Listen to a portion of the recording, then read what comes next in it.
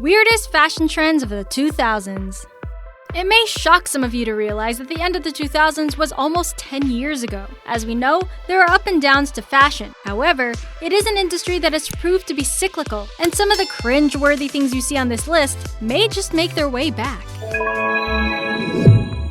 Von Dutch. This brand was everywhere in the 2000s, on t-shirts, hats, pants, you name it. Nowadays, the only place you'll spot Von Dutch is at the thrift store. Celebrities love wearing Von Dutch merch, which helped the store's rapid rise in popularity. People like Ashton Kutcher, Lindsay Lohan, and Britney Spears all sported their VD clothes. The company took its name from the artist called Von Dutch, whose real name was Kenny Howard. He was a big part of the motorcycle shop scene, which explains the brand's style. Fans call him the godfather of modern-day pinstriping. Capri Pants. Do people still wear capris? What are capri pants anyways? They are cropped pants, usually hitting at the knee or right below it. Wikipedia describes them as pants that are longer than shorts, but not as long as trousers. In the 2000s, women wore capri pants in many varieties, whether it be baggy, harem-like bottoms, or skin-tight. Another trendy design was the laced-up pants that feature tying up the sides of your trousers. Sequined halter tops. Sequined halter tops were incredibly small shirts, so small that the back was completely open save for the knot that kept it closed. Many of the young starlets of this era donned such clothing, including Christina Aguilera, Tara Reid, Gwen Stefani, and more.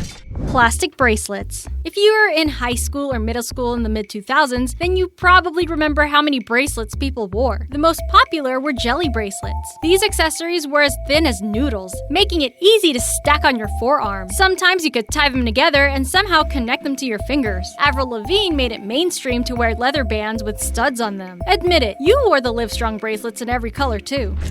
Trucker hats. No one wears these anymore, at least not by choice. Trucker hats were a favorite accessory in the 2000s, though they originated from the 1970s. Before then, truckers wore headgear similar to the mechanic's cap. The difference between a baseball cap and a trucker hat is the mesh in the back. By the 2000s, members of subcultures in the skater and hip-hop spheres were all wearing this thing.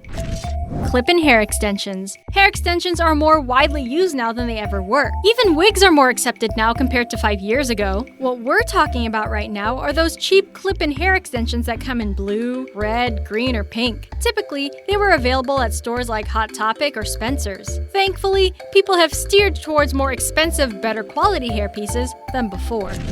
Denim on denim. Some people live by the rule that you shouldn't wear denim on denim. However, that doesn't mean people haven't broken those rules before. Fashion is about stepping outside of the box. However, there's a way to do it and there's a way not to. The Naughties were an example of how not to pull off denim on denim. Younger Justin Timberlake appeared to be very fond of jean outfits back in the day.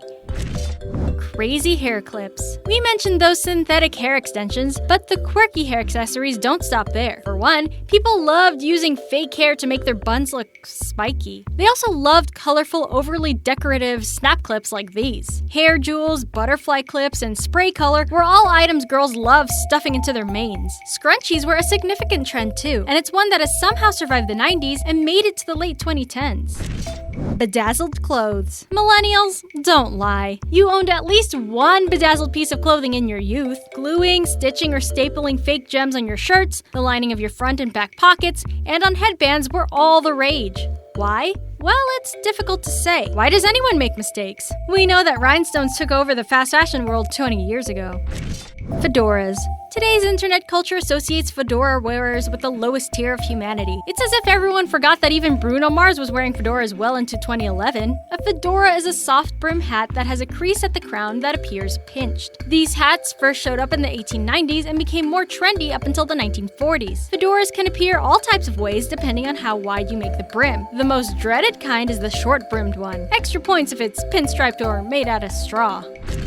Cropped vest tops. Crop tops have been around for a while and date back to sometime between the 1960s to the 1970s. By 2000, fashion took it to the next step. Women and young girls alike were buying short vests and wearing them as tops. It's not a necessarily ugly look, but there's a reason society left that clothing item behind 20 years ago. All the Hollywood starlets at the time latched onto this fad. Paris Hilton wore these types of tops often, so afterwards, of course a legion of girls would too.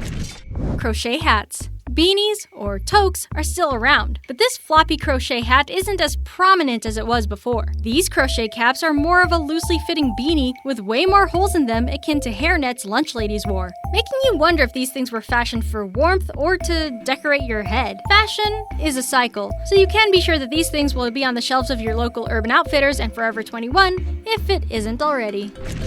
Bandana shirts. Bandanas go in and out of favor all the time. Traditionally, bandanas are called kerchiefs, and they're present in religions such as Christianity, Islam, Judaism, and the Amish faith. These cloth pieces originated from the Indian subcontinent and made their way to the American Southwest to become popular with cowboys. The paisley pattern showed up again in the 1990s and was worn often in the hip-hop scene. In the 90s and 2000s, girls wore bandanas as tops. Micro miniskirts. For centuries, women wore skirts that flowed down to their feet. It wasn't until the 20th century that the skirt became shorter. The term miniskirt was coined in the 1960s, though there have been iterations of it before that. One of the earliest miniskirts was the bandana skirt dancer Josephine Baker wore in her performance in the 1920s. The micro miniskirt is even shorter and has a lower waistline than the regular miniskirt. A movie where this clothing piece was widely used was Mean Girls from 2004. Low-waist pants. Low-waist jeans, hipsters, or lowriders was the go-to cut for bottoms. The 1960s had a prototype for the low-rise pants thanks to the mod subculture, and it eventually turned into the low-rise bell-bottom pants worn by hippies. High-waisted trousers came back in the 1980s. Come the 1990s, fashion designer Alexander McQueen brought lowriders back in his 1996 Taxi Driver collection. Women in the 2000s liked pairing low-waist jeans with crop tops to display the entire abdomen. Gaucho Pants. Before the rise of the skinny jean, the 2000s was full of people wearing flared pants of all sorts. One of those included the rather short Gaucho Pants. Sometimes people refer to this wide-leg crop trouser as culottes, and they're not wrong. The two are the same thing. The biggest difference is that gauchos are more like pants, and culottes could easily disguise themselves as skirts. The prep brands. In a high school setting 20 years ago, the term prep did not necessarily mean East Coast old money families that vacationed in the Hamptons. Instead, prep encompassed the types of teenagers that were the opposite of edgy. The kids that came to school wearing Abercrombie & Fitch, Hollister Company, and American Eagle. These stores are still around, but they're not doing as well as they did 15 years ago. Thrifting is also a favorite pastime, and nobody is ready to look like a vintage 2000s prep yet.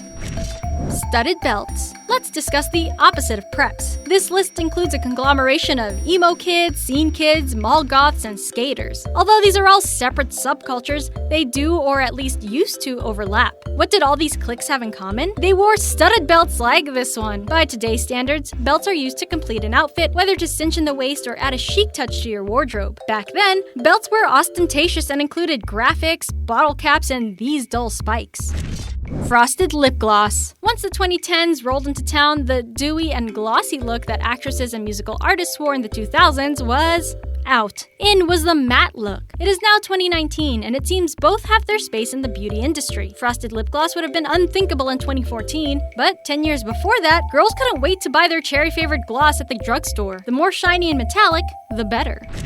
Ill-fitting dresses. Let's be honest with ourselves. The noughties were rife with ill-fitting clothing. Right now, we are talking strictly about dresses. This is a photo of Heidi Klum, one of the most prominent supermodels in history, and here she was at an event wearing what looks like a tinfoil napkin. It doesn't hug her curves or accentuate anything, but how waif she is and how broad her shoulders are.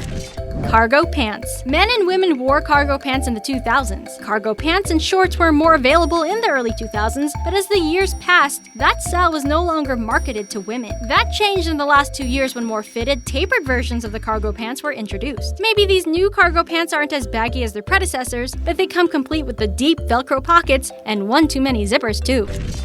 Body jewelry. If you go to Coachella or any other summer music festival, chances are you can spot more than a handful of people wearing body jewelry consisting of plastic gems they glued onto their skin. It brings to mind what it was like 15 to 20 years ago when this was popular. Rhinestones, it seems, wasn't just designated to a fabric. Perhaps the strangest part of this fad was the teardrop stones. This knickknack hung from the eyeball via a contact lens that was attached to a thin, nearly invisible wire. Dutch designer Eric Clarenbeek invented them, and for a short time in the 2000s, it was something humans sought out to purchase.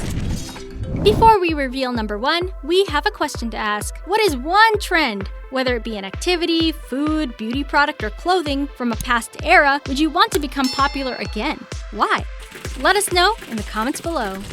Ed Hardy. Last but not least is Ed Hardy. This clothing company is named after famous tattoo artist Don Ed Hardy, whose designs are what appeared on the merchandise. As soon as Hardy Mania came and went, the world found itself asking why anyone liked these clothes in the first place. In 2017 and 2018, it appeared as though Ed Hardy might be making a comeback into people's shopping bags. The official Ed Hardy Instagram was posting non-stop photos of various celebrities and influencers wearing their brand. But the public isn't entirely convinced yet. It may be too soon to tell if Ed Hardy will ever indeed return.